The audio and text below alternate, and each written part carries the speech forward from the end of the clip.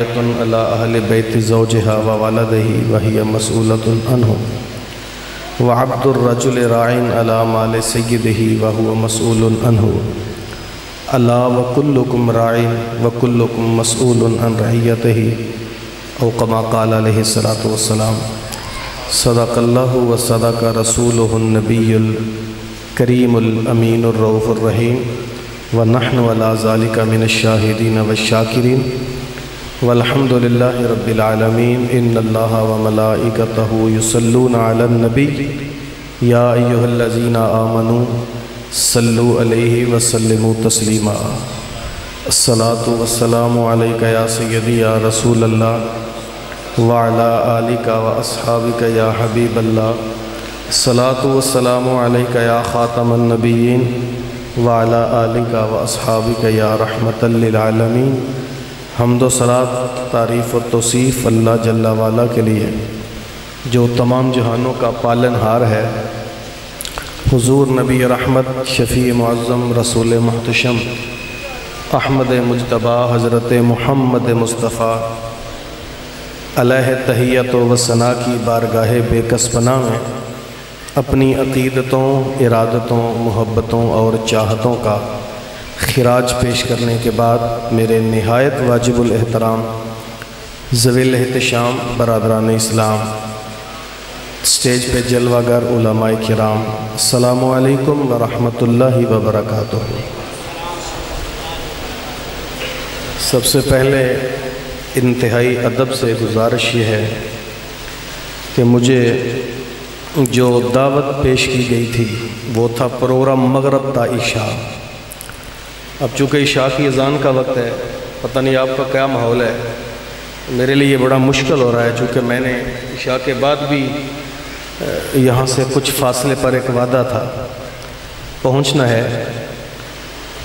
آپ کا پروگرام کامیاب ہوگا یا ان کا؟ کیا اگر ہم پروگرام چونکہ عشاء کی اذان کا وقت ہو گیا ہے، یہاں نماز کو تھوڑا سا مؤخر کرنے میں کوئی مسئلہ تو نہیں ہوگا؟ لوگوں کی طرف سے اجازت ہے نا؟ اللہ جو میں نے آیت طیبہ آپ کے سامنے اور بخاری شریف سے ایک حدیث پاک تلاوت کی، اللہ میری زبان پہ کلمہ حق جاری فرمائے، سمجھ آ جانے کے بعد اللہ قابل عمل باتوں پر عمل کی توفیق عطا فرمائے۔ اب میں صرف آپ کی توجہ چاہوں گا، اس کے علاوہ مجھے کوئی چیز درکار نہیں ہے، چونکہ پنکھوں کا شور اگر ہماری توجہ کو بکھیر نہ دے تو میں آپ کی توجہ چاہوں گا۔ اللہ تعالیٰ نے اہل ایمان سے ایک خطاب کیا ہے، یا ایھا الذین آمنو، اے ایمان والو، قوا انفسکم و اہلیکم نارا، خود بھی جہنم کی آگ سے بچو، اپنے گھر والوں کو بھی بچاؤ۔ جب یہ آیت طیبہ نازل ہوئی تو سیدنا عمر بن خطاب رضی اللہ تعالی عنہ آقا علیہ السلام کی بارگاہ میں حاضر ہوتے ہیں، عرض کی حضور نقی انفسنا فکیف لنا باہلینا، ہم اپنی ذات کو تو جہنم سے بچانے کا سامان کر سکتے ہیں، گھر والوں کو کیسے بچائیں یہ سمجھ نہیں چلتی، چونکہ ہر بندہ تو اپنے اعمال کا جواب دے، ہر بندہ تو اپنی قبر میں جائے گا، گھر والوں کو کس طرح بچائیں؟ تو نبی پاک صلی اللہ علیہ وسلم نے جو جواب دیا وہ آب زر سے لکھنے کے قابل ہے۔ حضور فرماتے ہیں، اے عمر، تنہونہم کما نہاکم اللہ وتأمرونہم بما امر اللہ، جس طرح اللہ نے تمہیں برائی سے روکا ہے، عمر تم اسی طرح اپنے گھر والوں کو برائی سے روکو، جس طرح تمہیں نیکی کا حکم دیا ہے اس طرح تم اپنے گھر والوں کو نیکی کا حکم دو۔ اگر تمہارے کہنے پر گھر والے نیکی کی راہوں پہ آ جائیں اور برائی سے باز آ جائیں تو عمر تم خود بھی جہنم سے بچ جاؤ گے، تمہارے گھر والے بھی بچ جائیں گے۔ اسلام کا مزاج یہ نہیں ہے کہ جو جہاں لگا ہوا ہے وہاں لگا رہے، اس سے کوئی غرض نہیں۔ یہ بچے پیسے لے کے بار بار نہ بیٹھ جائیں، اللہ مجھے اپنی جناب سے زیادہ عطا فرمائے۔ آپ بالکل تشریف رکھیں، میں کتنے 100 کلومیٹر سفر کر کے آیا ہوں، اگر بات ضائع ہو گئی تو نہ میرا سفر کارآمد ہوگا نہ کوئی فائدہ ہوگا۔ توجہ صرف میری طرف رکھیں۔ اسلام کا مزاج یہ ہے، خود بھی عمل کرو، گھر والوں کو بھی عمل کی ترغیب دلاؤ۔ اگر اپنی ہی ذات کو ہدایت کی راہوں پہ رکھنے کی بات معتبر ہوتی اور یہ فلسفہ معتبر ہوتا کہ بھائی جو جہاں جو کرتا ہے وہ کرے، ہمیں کسی سے غرض نہیں، تو پھر یار میرے کریم آقا صلی اللہ علیہ وسلم طائف کے بازاروں میں پتھر نہ کھاتے، میرے رسول غزوہ بدر اور غزوہ احد میں جنگیں نہ لڑتے اگر یہ فلسفہ معتبر ہوتا۔ تاریخ پڑھیں، میرے حضور گھر سے، حالانکہ آقا علیہ السلام تو مقصود و مطلوب کائنات ہیں، حضور پر تو جنت واجب ہے، وہ کسی کو کچھ نہ بھی کہتے تو اللہ کے محبوب تھے، لیکن جب وہ عکاظ کے میلے میں، ذی المجار کی منڈی میں یا کسی موقع پر تبلیغ کرنے جاتے ہیں، میں آپ کے پاس تبلیغ کرنے آیا ہوں، تو آپ نے پرتپاک انداز سے میرا استقبال کیا، میرے گلے میں پھولوں کا ہار ڈالا، میرے نام کا نعرہ لگایا، مجھے عزتوں کی مسند پہ بٹھایا، میری بات سننے پہ آمادہ ہیں، آپ کی نظروں میں میرے لیے جو محبت کے جذبات ہیں میں اسے محسوس کر سکتا ہوں، اور آپ میری بات سن کے میری حوصلہ افزائی کے لیے سبحان اللہ کی داد بھی دے رہے ہیں، لیکن توجہ کریں اور لوٹ جائیں اس میدان پہ جب اللہ کے محبوب گھر سے تبلیغ کرنے نکلے، لوگ کانوں میں انگلیاں ٹھونس لیتے، کہتے نہیں سنیں گے تیری بات۔ میرے حضور نے نہیں فرمایا نہیں سنتے تو نہ صحیح، بلکہ حضور وہاں ٹھہر جاتے اور فرماتے کوئی بات نہیں، جب انگلیاں نکالو گے میں محمد پیغام حق دے کر ہی جاؤں گا۔ کمال تو یہ تھا یار کہ حضور کس محبت سے ہمیں پیغام دیا، اور آج ہم اللہ کے گھر میں بیٹھنے کے قابل ہیں۔ تو فرمایا کہ یہ مت سوچو کہ ہم خود عمل کریں، بھائی لوگوں کو بھی پیغام حق دیا کریں۔ میرے محبوب علیہ السلام کا یہی انداز تھا، حضور پیغام دیتے تھے اور محبت پر یہ حضور کا انداز نہیں تھا کہ جو جہاں ہے وہ وہاں لگا رہے۔ اللہ اکبر۔ تو ہر بندے پہ ذمہ داری ہے کہ وہ عمل کرے اور آگے لوگوں کو اس کا پیغام پہنچائے، ہر بندے پہ ذمہ داری۔ بخاری شریف کی روایت میں نے پڑھی ہے، حضور فرمایا اللہ وَكُلُّكُمْ رَاعٍ وَكُلُّكُمْ مَسْئُولٌ عَنْ رَعِيَّتِهِ۔ میرا خیال ہے مل کے دعا کر لیں کہ اللہ ہمیں بچوں کو بیٹھنا نصیب فرمائے، ہو سکتا ہے دعا سن کے بچے بیٹھ جائیں۔ تو میرے کریم آقا صلی اللہ علیہ وسلم نے فرمایا ہر بندے پہ کندھے پہ ذمہ داری ہے، ہر بندہ قیامت کے دن اللہ کی بارگاہ میں جواب دہ ہے، ہر بندے کو قیامت کے دن جواب دینا ضروری ہے۔ سمجھ چل رہی ہے؟ فل امام الذی علی الناس راعٍ، امام لوگوں پہ رائی ہے۔ وقت بہت مختصر ہے، میں بہت زیادہ باتیں آپ تک پہنچانا چاہتا ہوں، لیکن بارے دیگر میری التجا ہے کہ توجہ رکھیں۔ سب سے پہلے حضور نے امام کا تذکرہ کیا، کیوں؟ اس لیے کہ امام قوم کا معتبر ہوتا ہے، امام قوم کا بڑا ہوتا ہے، امام قوم کا معزز محترم اور مکرم ہوتا ہے۔ امام کا تذکرہ اس لیے حضور نے فرمایا کہ امام اللہ کے حضور جواب دے گا، میاں بتا تو نے اپنی رعایا اور اپنی قوم سے کیا سلوک کیا۔ امام سے دو ذاتیں مراد ہیں، چونکہ امامت کی دو قسمیں ہوتی ہیں، امامت صغرا اور امامت کبرا۔ ایک ہوتا ہے مصلی پہ نماز پڑھانے والا امام، اس سے بھی سوال ہوگا، میاں بتا تو نے جب دنیا میں تجھے ہم نے مصلی رسول کا وارث بنایا، عزتوں کی مسند پہ بٹایا، لوگ اپنی عقیدتیں تیرے ساتھ وابستہ کرتے تھے، تجھے محبتوں کا امین بنایا، اتنا بڑا منصب دیا، تو نے قوم سے کیا سلوک کیا؟ یاد رکھیں مصلی رسول ایک بہت بڑی ذمہ داری ہوتی ہے، اللہ ہمیں اس کی ذمہ داری نبھانے کی توفیق عطا فرمائے۔ میرے کریم آقا مصلی پہ بیٹھ کر یوں مراقبہ نہیں تھے کرتے، علماء سے پوچھیں حضور مصلی پہ بیٹھ کر یوں دائیں بائیں حضور دیکھا کرتے تھے، کون کیا کرتا ہے؟ ایک بندہ آیا مسجد نبوی میں، اس نے یوں نماز کی نیت باندھی، نماز پڑھ کے فارغ ہوا تو حضور نے فرمایا تیری نماز نہیں ہوئی، پھر پڑھ۔ اس نے پھر نماز پڑھی۔ کریم آقا صلی اللہ علیہ وسلم نے اسے بلا کے فرمایا میری میاں تیری ابھی بھی نہیں ہوئی، پھر پڑھ۔ ہاتھ باندھ کے عرض کی حضور مجھے اسی طرح آتی ہے۔ تو میرے کریم آقا نے پتہ کیا کیا، آج میرے جیسا کو خطیب ہوتا تو جھڑک دیتا، لیکن حضور کی محبت پہ قربان جائیں۔ کریم آقا مصلی سے اٹھے، خود نماز کی نیت باندھ کے فرمایا صلو کما رأیتمونی اصلیا، یوں نماز پڑھا کرو جیسے مجھ محمد کو پڑھتے ہوئے دیکھتے ہو۔ حضور نماز، ایک بدو آیا مسجد نبوی میں، اس نے مسجد نبوی کے صحن میں پیشاب کر دیا۔ جب پیشاب کرنے لگا تو ایک صحابی زور غصے سے اٹھنے لگے، حضور نے بیٹھنے کا اشارہ کیا۔ انداز دیکھیے، جب اس نے پیشاب کر لیا تو نبی پاک صلی اللہ علیہ وسلم نے اس صحابی سے کہا اب جاؤ ڈول میں پانی لے کے اسے بہا کے صاف کر دو، اور اسے بلا کے کیا کہا؟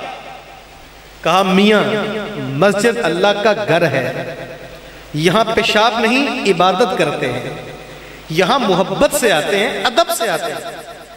اتنے پیار سے، اتنی محبت سے، اس نرم لہجے سے میرے حضور نے اسے جب وہ سمجھایا۔ ہمارا ذرا تھوڑا مزاج غلط ہے، ہمارے تو مسجد میں کوئی بندہ بتی جلانے کے لیے غلطی سے پنکھے کا بٹن آن کر دے تو ہم تو ایسے دیکھتے ہیں جیسے سب سے بڑا مجرم یہ ہے۔ میاں حضور کا انداز یہ نہیں تھا۔ میرے کریم آقا نے بڑی محبت سے سمجھایا میاں اللہ کا گھر ہے، یہاں پیار سے آتے ہیں، نماز پڑھتے ہیں، سجدہ کرتے ہیں، یہ پاکیزہ گھر ہے۔ کبھی حدیث پڑھیں، وہ عربی، وہ بدو اپنے قبیلے میں جا گیا اور جا کے کہتا ہے لوگوں جس نبی کی ہم مخالفت کرتے ہیں، آج میں اس کی عبادت گاہ میں گیا، میں نے بڑی گندی حرکت کی، میں نے پیشاب کر دیا۔ کعبے کے رب کی قسم، نہ اس نے مجھے جھڑکا، نہ اس نے مجھے مارا، نہ مجھے بے عزت کیا۔ میرا تو جی چاہتا تھا میں سامنے کھڑا ہو جاؤں اور کہوں تیرا اخلاق دیتا ہے پتہ تیری بلندی کا، آقا تیرا اخلاق دیتا ہے پتہ تیری بلندی کا، تیرا یہ جھک کے ملنا کہہ رہا ہے آسماں تو ہے۔ ایسا پیار، ایسی محبتیں، ایسا انداز میرے حضور نے دیا، اور یہ ہمیں بتایا کہ امامت نہیں ہے، اس کا نام ہے بندوں پہ روب ڈالنے کا نام امامت ہے۔ اور اگر اس مصلی پہ کھڑا ہو کر تو نے امامت کا حق ادا نہ کیا تو کل قیامت کے دن ہم تیرے سے سوال کریں گے۔ امام پہ بڑی ذمہ داری آتی ہے، بات تھوڑی سی لمبی ہو جائے گی۔ حضرت عمر بن خطاب رضی اللہ تعالیٰ عنہ کا دور ہمایوں ہے، اور علماء جانتے ہیں کہ دور فاروقی تک مسجد میں خواتین بھی نماز پڑھنے آتی تھی۔ تو ایک نوجوان مسجد نبوی میں نماز کے لیے آنے والی ایک لڑکی کی راہ روکتا۔ ایک دن اس خاتون نے، لڑکی نے رک کر کہا میاں تو کیا چاہتا ہے؟ وہ کہنے لگا میں تیرے سے محبت کا تعلق رکھتا ہوں۔ سنیے، اس لڑکی نے کہا کوئی بات نہیں، ایک کام میں بتاتی ہوں وہ تو کر لے، پھر تو جو کہے گا میں کرنے کے لیے تیار ہوں۔ اس نے کہا بتا۔ وہ کہنے لگی 40 دن عمر بن خطاب کے پیچھے نمازیں پڑھ لے۔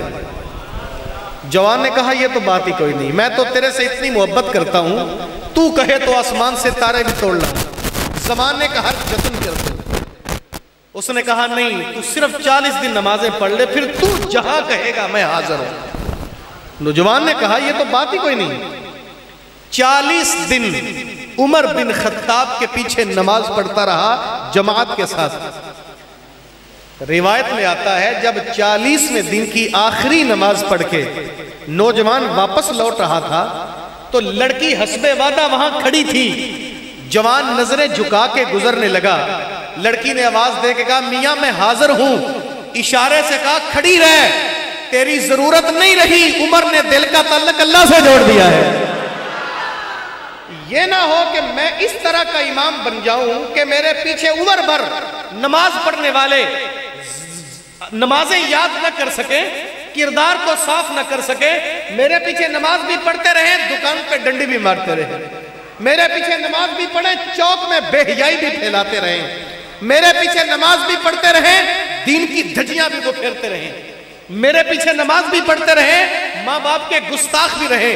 نانا، امام اتنا پاکیزہ کردار ہونا چاہیے، امام اتنا خوبصورت ہونا چاہیے کہ وہ امام جہاں سے گزر جائے وہ وہاں سے لوگوں کو اس کا کردار بھی دین دے کے جائے۔ نمبر 2، محدثین نے اس کی شرح میں لکھا ہے کہ امام سے مراد حکمران ہے۔ کون ہے؟ حکمران۔ باقاعدہ بخاری کی شرح میں لکھا ہے کہ یہاں امام سے مراد حکمران ہے کہ اللہ حکمرانوں سے بھی سوال کرے گا، میاں تجھے عزتوں کی مسند، اقتدار کی کرسی، قوم کی محبتوں سے، قوم کی گواہیوں سے اور قوم کی جب وہ شفقتوں سے، عقیدتوں سے ملی تھی، یہ نہ ہو اس کرسی پہ بیٹھ کر تم قوم کے حقوق کو بھول جاؤ، تم قوم کے ساتھ بددیانتی کرو۔ یاد رکھنا، اگر تو نے اقتدار کے نشے میں آ کر قوم سے بددیانتی کی، قوم کے ساتھ غلط سلوک کیا، ان کو ان کی محبتوں کا صلہ نہ دیا، کل جب اللہ کی کچہری لگے گی تو اللہ کٹہرے میں کھڑا کر کے تیرے سے سوال کرے گا، نہ ادھر ادھر کی بات کر، مجھے یہ بتا قافلہ کیوں لٹا، مجھے رہزنوں سے غرض نہیں، تیری رہبری سے سوال ہے۔ میاں قوم نے لٹنا ہی تھا تو تجھے رہبر بنانے کی ضرورت کیا تھی؟ اگر قوم نے بربادی ہونا تھا تو تجھے لیڈر بنانے کی ضرورت کیا تھی؟ کوئی کارواں سے ٹوٹا تو کوئی بدگماں حرم سے، کہ امیر کارواں میں نہیں خوئے دل نوازی۔ امام سے اللہ سوال کرے گا کہ میاں جب ہم نے تجھے اقتدار دیا، تیری کوٹھی کی بیرونی دیوار پہ کمکمے جگمگ کرتے رہے، تیری کوٹھی کے باغیچے کے پودوں میں تو لائٹنگ جگمگ کرتی رہی، لیکن تیرے ہمسائے میں، تیری گلی کی نکر میں رہنے والی بیوہ جس کی جوان بچیاں گھر کی دہلیز پہ بوڑھی ہوتی رہی، تجھے نظر نہ آئی؟ تجھے بسوں میں سادہ پانی بیچتے، کنڈکٹروں کے دھکے کھاتے وہ معصوم بچے نظر نہیں آئے؟ تجھے ہوٹل کے پچھواڑے سے نانے شبینہ مانگتے معصوم بچے نظر نہ آئے؟ تو عیاشی کر کے وقت گزارتا رہا۔ یاد رکھنا، ان حکمرانوں کو قیامت کے دن اللہ کٹہرے میں کھڑا کرے گا۔ جو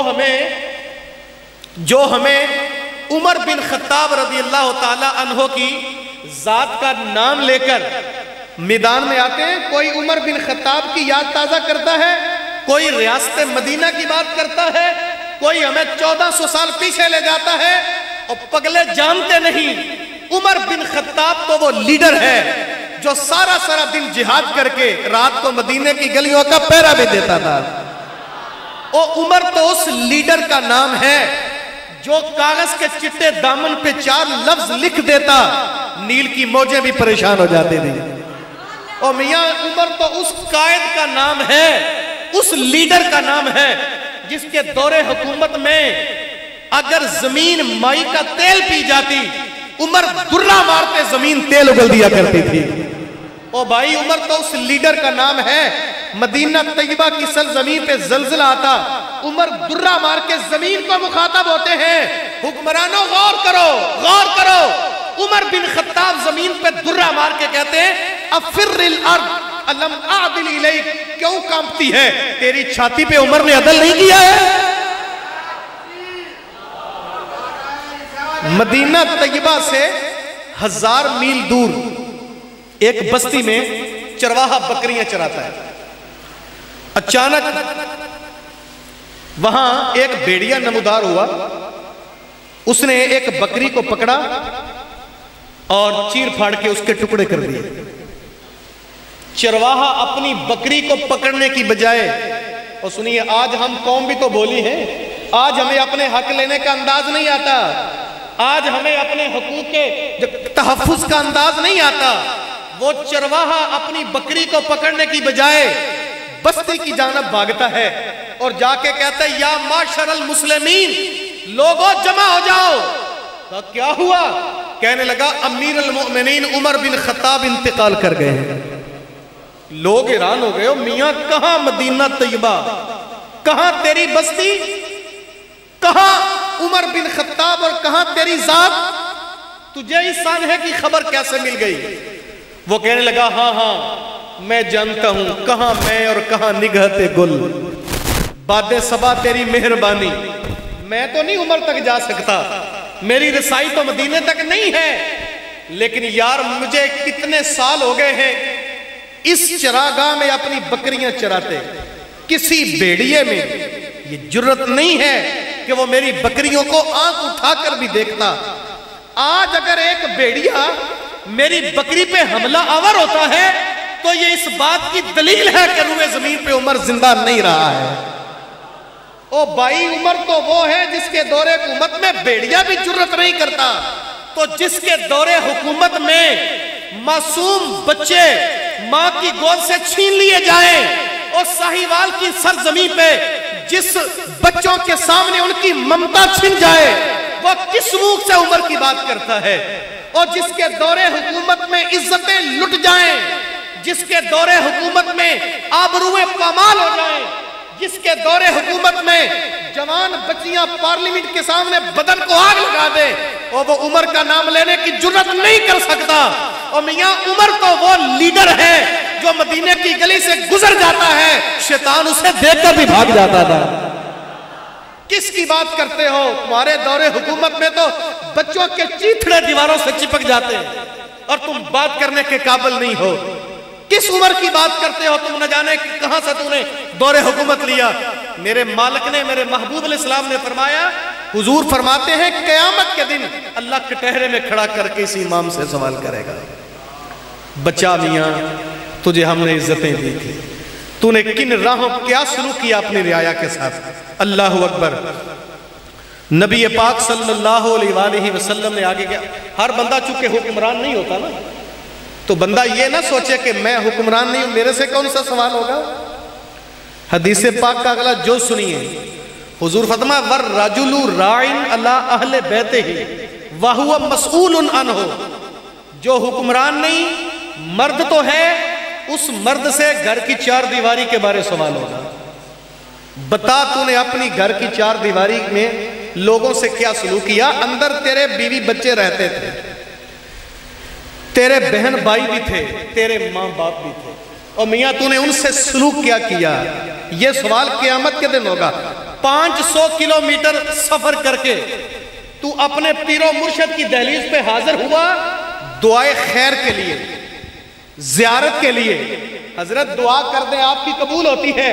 اور میاں تو نے میں نہیں کہتا کہ اللہ کے ولیوں کے پاس نہ جائیں، جائیں، وہاں اللہ کی رحمتیں نازل ہوتی ہیں، میں مخالف نہیں ہوں، لیکن میں کہتا ہوں میاں اتنا سفر کر کے وہاں تو جا کے دعا لے لی، بھول گیا تھا ایک ذات تیرے گھر میں رہتی تھی جس کے قدموں تلے تیری جنت پڑی ہوئی تھی، ایک باپ تھا جو تیرے گھر میں تھا جس کی دعا کی قبولیت اللہ کے رسول نے فرمائی تھی۔ حضور فرماتے ہیں باپ دعا کرے اللہ رد کرتا ہی نہیں ہے۔ بتا یہ قیامت کو سوال ہوگا۔ ہم صرف جب ہم نے سمجھا کہ شاید ان لوگوں کی باتیں صرف ہمارے سبحان اللہ تک ہیں، میرے حضور کا انداز دیکھیے، مسجد نبوی کا ماحول ہے، حضور نماز پڑھا کے رخ انور پھیر لیتے اور پھیر کے حضور نے یوں بٹن کھولے، ٹھنڈی آہ بھرتے ہیں۔ صحابہ عرض کرتے ہیں حضور کیا یہ عمل نماز کا حصہ ہے؟ یہ عمل جو آپ نے کیا یہ نماز کا حصہ ہے؟ حضور فرمایا صحابہ نہیں۔ حضور آپ کیوں کرتے ہیں؟ فرمایا مجھے کرن کی طرف سے یار کی ٹھنڈی ہوا آتی ہے۔ حضور فرمایا صحابہ عرض کرتے ہیں حضور وہ کیسا یار ہے، یار ہو کے ملنے بھی نہیں آتا؟ بلال تو حبش سے آ گیا، سہیب روم سے، سلمان فارس سے، اور ابو ذر غفارے سے آ گیا، کرن تو دوری کوئی نہیں، وہ کیسا یار ہے، یار ہو کے ملنے نہیں آیا؟ سنیے یار میرے حضور کی آنکھوں میں آنسو آ گئے۔ فرمایا صحابہ اس کی نبینا اور بوڑھی ماں کی خدمت اسے محمد تک نہیں آنے دیتے۔ ماں کی خدمت کرنے والے اویس کرنی کو محروم نہیں رکھا. حضور نے اپنا جبہ دے کر مولا علی اور حضرت عمر بن خطاب سے کہا جاؤ اویس بن عامر سے ملو اور مل کر اسے کہنا میرا جبہ پہن کر محمد کی امت کی مغفرت کی دعا مانگے. دعا کریں یار اللہ ہمیں بھی والدین کی خدمت کی توفیق عطا فرمائے. باپ سے اللہ سوال کرے گا بتا تو نے اپنے بچوں کی کیا تربیت کی, اپنے بہن بھائیوں سے کیا سلوک کیا. آگے فرمایا وَالْمَرْأَةُ رَاعِيَةٌ عَلَىٰ أَهْلِ بَيْتِ زَوْجِهَا وَوَلَدِهِ وَهِيَ مَسْئُولَةٌ عَنْهُمْ. اللہ کے محبوب فرماتے ہیں عورت سے سوال ہوگا بتا تو نے اپنے مرد کے گھر کی چار دیواری اور اس کی اولاد کی کتنی حفاظت کی ہے. اپنی عصمت کی حفاظت کر کے تو نے اپنے خامد کے گھر کی عزت بڑھائی اور اس کی اولاد کی کتنی تربیت کی. یہ عورت سے سوال ہوگا. کیوں؟ عورت سے زیادہ ذمہ داری اس لیے ڈالی جا رہی ہے کہ جو ماں ہوتی ہے وہ باپ کی بنسبت بچے کے نفسیات کو زیادہ جانتی ہوتی ہے. آپ نے میں سادی سی مثال سے آگے بڑھتا ہوں. چونکہ ماں کے پاس وقت بھی زیادہ ہوتا ہے اور وہ بچے کے قریب بھی زیادہ ہوتی ہے. عموماً ہمارے دیہاتوں میں مائیں کہتی ہیں بیٹا یہ کام کرو میں تجھے ٹافی دوں گی, میرا بیٹا وہ چیز پکڑ کے لائے اسے بسکٹ دوں گی, یہ کام کرے گا چاکلیٹ ملے گی. وہ ماں بچے کی پسندیدہ چیز کا لالچ دے کر بات منواتی ہے نا. اسے پتا ہوتا میرے بیٹے کو یہ چیز پسند ہے, اس کا لالچ دے کر بات منواتی ہے. آؤ پھر بابا فرید کی ماں کی عظمت کو سلام کریں. کہا بیٹا نماز پڑھا کرو اللہ شکر دیتا ہے. تاریخ کی اوراق پلٹیں. بیٹا نماز پڑھتا ہے, ماں چپکے سے مصلی تلے پڑیاں رکھ دیتی ہے. بیٹا نماز پڑھتا رہا, ماں پڑی دیتی رہی. ایک دن ماں مصروف ہو گئی, بیٹے نے اسی لالچ میں جلدی سے مصلی بچھایا, نماز پڑھتی ہے. جب ماں آئی تو بیٹا نماز پڑھ رہا تھا. اللہ اکبر. تاریخ کے اوراق شاہد عادل ہیں. ماں نے سجدے میں سر رکھا, ہاتھ اٹھا لیے, کہا باری تعالیٰ میں اس بچے کے ساتھ یہ سلوک صرف تیری رضا کے لیے کرتی. آج اگر بچے کو پڑی نہ ملی, شکر نہ ملی, تو تیری یہ بندی اس ننھے سے بچے کی نظروں میں رسوا ہو جائے گی. یاد رکھنا صاحب, جب ماں کے ہاتھ اٹھ جائیں, اور ضروری بھی نہیں کہ ہاتھ اٹھانے والی ماں رابعہ بصری کے درجے میں ہو, نہیں, دیہات کی رہنے والی ان پڑھ ماں گوبر سے آلودہ ہاتھ اولاد کے لیے اللہ کی بارگاہ میں اٹھا لے, اللہ اسے بھی قبول فرما لیتا ہے. فرید الدین کی ماں عرض کرتی ہے بار الہا آج اگر بچے کو شکر نہ ملی مفت میں تیری بندی رسوا ہوگی. عاطف سے آواز آئی گھبرانا, تو ایک ماں ہے, تیرے سینے میں ممتا ہم نے رکھی, ہم تو 100 ماؤں 70 ماؤں سے بھی زیادہ پیار کرتے ہیں. آج فرید الدین کو مصلی اٹھانے دے. تاریخ بتاتی ہے جب فرید الدین نے مصلی اٹھایا آج پڑی نہیں تھی, آج جتنی جگہ مصلی تھا اللہ نے وہ جگہ ہی گنجے شکر بنا ڈالی. ماں کے جذبات اچھے ہوں تو اولادیں فرید الدین جیسی پیدا ہوتی ہیں. میں فرید الدین کے پیر کی بات کر کے اپنی گفتگو اختتام کی طرف لے ہوں. حضرت بابا فرید کے پیر تھے قطب الدین بختیار کاکی, طریق کا بڑا معتبر نام ہے. 4 سال کی عمر تھی کہ ماں قرآن پڑھانے کے لیے استاد کے پاس لے گئی. تو استاد کہنے لگے کہ بیٹا پڑھو الحمدللہ رب العالمین. کہا استاد جی مجھے یہ پارہ تو زبانی آتا ہے. بیٹا پڑھو سیقول السفہاء من الناس. کہا یہ بھی زبانی آتا ہے. بیٹا پڑھو تلک الرسول فضلنا بعضهم علی بعض. کہا استاد جی مجھے یہ بھی زبانی آتا ہے. استاد حیران ہو گئے, پہلا دن ہے, بختیار کاکی چھوٹی عمر ہے, 14 پارے استاد کے سامنے فر زبانی تلاوت کر دی ہے. استاد حیران تھے, بیٹا منزل خوبصورت, لہجہ اچھا, اور اتنا اچھا پیارا انداز, جہاں تو نے یہ 14 پڑھے تھے باقی 16 بھی وہاں پڑھ لیتے. بیٹا کہتا ہے استاد جی میں تو کبھی کسی استاد کے پاس گیا ہی نہیں. بیٹا استاد کے بعد 14 پارے کیسے پڑھے؟ سنیے اور اپنے دلوں میں بٹھائیے. کہا استاد جی میری والدہ 14 پاروں کی حافظہ ہے, تہجد اور فجر کے بعد روز میری والدہ 14 پارے کی تلاوت کرتی ہے. 14 پارے سن سن کے میں نے ماں کی گود میں حفظ کر لیے تھے. آج ہم اپنے بچوں کو اعلیٰ سکول، بہترین کالج، کمال یونیورسٹی، برانڈڈ سکولوں میں تو بھیج دیتے ہیں، قرآن نہیں پڑھاتے. لیکن یہ بات یاد رکھیں، میرا جذبہ نہیں، اللہ کے رسول کا فرمان ہے. جب میدان محشر لگے گا، آدم علیہ السلام سے لے کر جناب عیسیٰ علیہ السلام تک پیغمبر بھی اللہ کی حضور جب وہ نفسی نفسی پکار رہے ہوں گے، غوث، ولی، کتب، ابدال بھی اس میدان محشر میں تھر تھر کانپ رہے ہوں گے. اور اللہ تعالیٰ کی بارگاہ میں جب وہ نجات طلب کر رہے ہوں گے، اس میدان محشر میں ایک مرد ایک عورت کو اللہ ایسا تاج پہنائے گا جس کی روشنی چاند اور سورج سے بھی زیادہ ہوگی. حدیث پڑھیے، وہ ماں باپ کون خوش قسمت ہوں گے، کیسے بختور والدین ہیں جن کو آج میدان محشر میں بھی تاج دیا ہے، جبکہ ولی بھی تھر تھر کانپ رہے ہیں، نبی بھی اللہ سے نجات طلبی ہیں. آج وہ کون خوش قسمت ہے؟ حضور فرمایا وہی جن کے لخت جگر کے سینے میں اللہ کا قرآن محفوظ ہے. او بیٹا اعلیٰ تعلیم یافتہ ہو جائے نا، دنیا دار تعلیم یافتہ، بلکہ میں تعلیم یافتہ نہیں سند یافتہ کہوں. یہ جو کالجوں یونیورسٹیوں میں پڑھتے ہیں یہ تعلیم یافتہ نہیں، یہ سند یافتہ ہوتے ہیں، یہ ڈگری ہولڈر ہوتے ہیں. او بیٹا ڈگری ہولڈر ہو جائے، ڈاکٹر، انجینئر، یا میں ڈگری کا نام نہیں لیتا، دنیا کا تعلیم یافتہ ہو یا دنیا دار بزنس مین دولت مند بن جائے، لوگ اس سے بڑا آدمی کہیں، تو والدین بات کرتے ڈرتے ہیں کہیں بیٹا ناراض نہ ہو جائے. والدین آرام سے محتاط انداز میں بات کرتے ہیں، دنیا دار ہے، دولت مند ہے، بڑا افسر ہے، بیٹا ناراض نہ ہو جائے. والدین ڈر ڈر کے بات کرتے ہیں، او یار یہ اللہ کا قرآن نصیب ہو جائے، دین کا علم مل جائے. ماں باپ نہیں ڈرتے، بیٹا ڈر کے بات کرتا ہے کہیں ماں باپ ناراض نہ ہو جائے.